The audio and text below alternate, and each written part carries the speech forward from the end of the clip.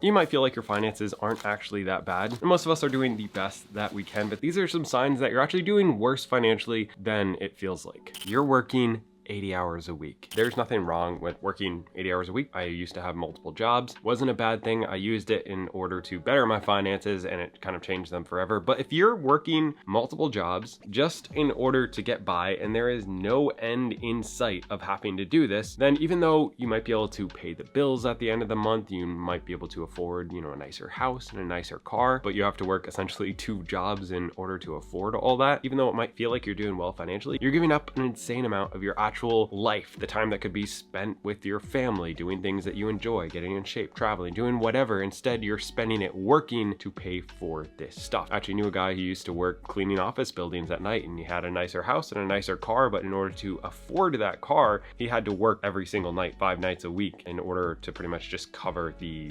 $1,000+ payment from that $50K plus truck. So even though it looked like he was doing well and he had a bunch of stuff, he had no time. So even if you feel like you're doing well, if you have no time in your life because you're just trading it all in order to pay for stuff, you might be doing worse financially than you think. You are carrying bad debt. The average return in the S&P 500 is about 10%, 11% over the past 100 years, which is pretty good for literally one of the most simple ways to invest. And that's why that's one of the ways that I do it. But if you have debt that is costing you 8%, 10%, 29% like credit card debt, then even though, again, you might have the nice house, the nice car, you might feel like you can buy a lot of the things that you want to buy because you can just kind of pay for it later. It's not really a big deal. You might be doing worse financially than you think. So I kind of have this rule that I had to start for myself, and luckily I learned kind of young that if I can't afford to pay for something in cash, then I cannot afford to pay for that thing. So for instance, when I buy my cars, I started with a $4,000 car because that's what I could afford to pay for in cash. I could have gotten a $12,000 car and used the $4,000 as a down payment and had a nicer car, but instead I stuck with what I could actually afford. And now as we've moved up to different cars, I personally have paid for them all in cash and would only use debt if it actually helps me. If it was, let's say, 0% or 2%, then I would definitely take debt and just make monthly payments because that would make more sense for me financially. But I get to use debt to help me instead of debt being something that steals money from me every single month. So if you are one of the,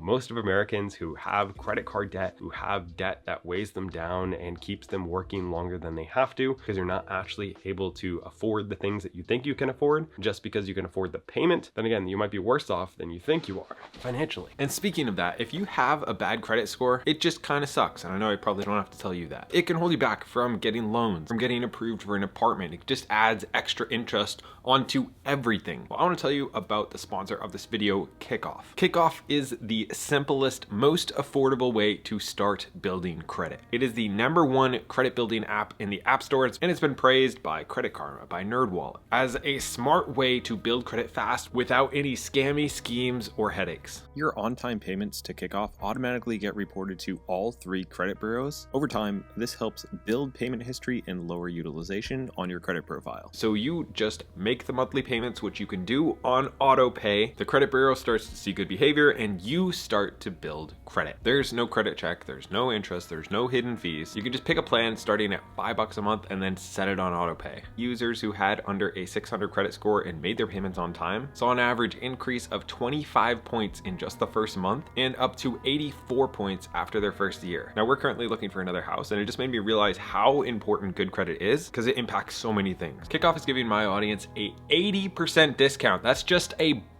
for your first month with Kickoff. So click the link in the description. This is a really, really good tool. You have no idea how much you spend every month. Now this might come as a bit of a shock, but I've literally never had a full budget in my life. So I am thinking about doing that at some point. And so this one does apply to me a little bit as well, but it's because I don't really spend money on anything that I don't need to. I literally never go to stores. I don't buy things online very often. And therefore my spending is very low and I don't feel the need to track every single thing that I buy. But for most people, if you're living paycheck to paycheck and you have no idea where all your money's going every single month, but you know that you have no money at the end of the month, then there's a good chance that just changing a few things could improve your finances. And you might be doing better or worse than you think you are. And you really have no way of telling if you don't have, kind of a baseline to drive from. If you don't know that 5,000 comes in, and does 4,000 go out? Does 8,000 go out? Does 2,000 go out? Like, if you have no idea how much is going out, where it's going, is it going to needs? Is it going to wants? If you don't know that stuff and your spending is not under control, then there's a good chance that you're hurting yourself for the long term, and you're kind of robbing yourself. And that is why I think at some point, next couple of months, I'll do a full budget for myself. And if you guys want to see me do a video on that, let me know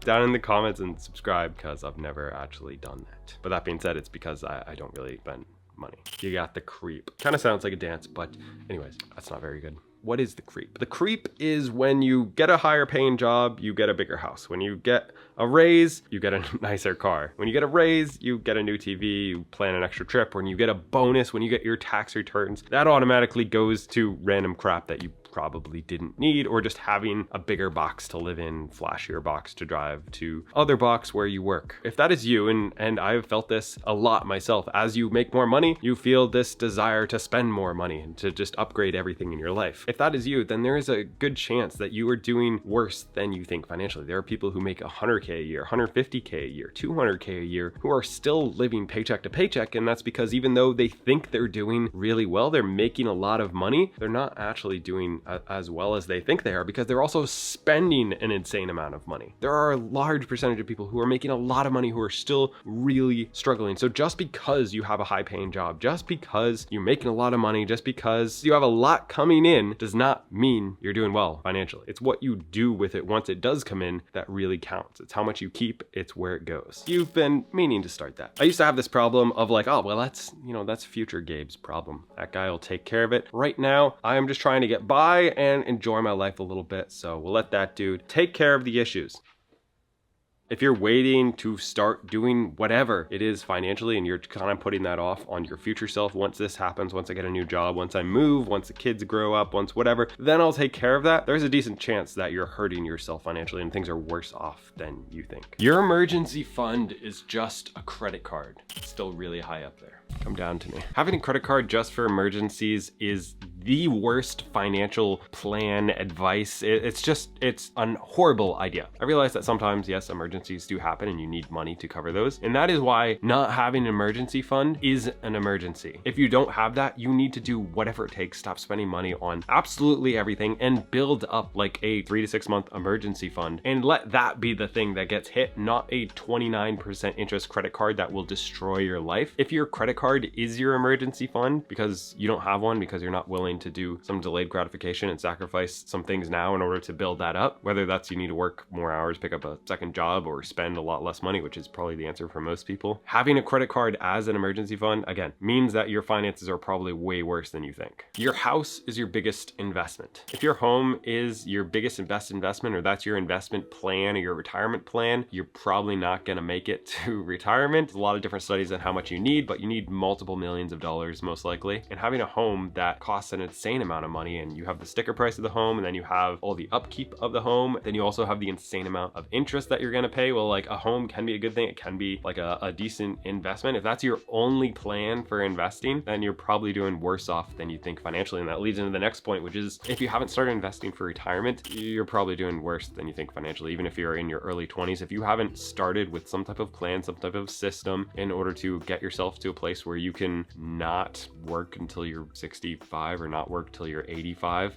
because you didn't plan earlier, then you're probably not doing as good as you think you are financially. And it doesn't have to be the conventional, invest in a Roth IRA or invest in 401k. There are so many different ways to do it. For me, it was buying rentals, and that's part of my retirement plan. But if you don't have something that you're working on now in order to set yourself up for the future later, and it's actually, making real progress, then there's a decent chance you're going to struggle later in life, because things don't generally just get easier and cheaper. They generally get more expensive if you look at, history. If you enjoyed this, don't forget to subscribe, and I'll see you next week.